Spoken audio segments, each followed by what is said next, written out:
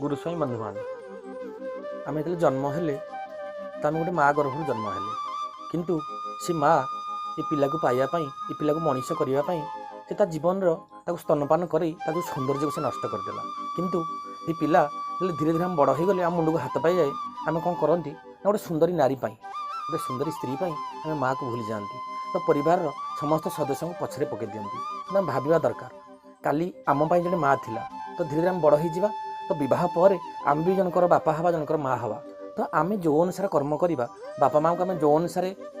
व्यवहार करवा बापा माँ को आम जो अनुसार चलैबा तो काली सकाळे से जिनस को आम पिला फॉलो करिवो एवं काली सकाळे से पिला आम प्रति से व्यवहार करवा तो से आम जो माँ तार सौंदर्य को नष्ट करदेला तो से माँ को से बापा को आम जीवन सारा देवता भावी पूजा करवा तो काली सकाळे आम पुओ आमको निश्चित देवता भावी पूजा कर आप ये करूँ देखिए आप परिवार जीवन अति सुंदर भाव गढ़ी उठिब। गुरुस्वामी।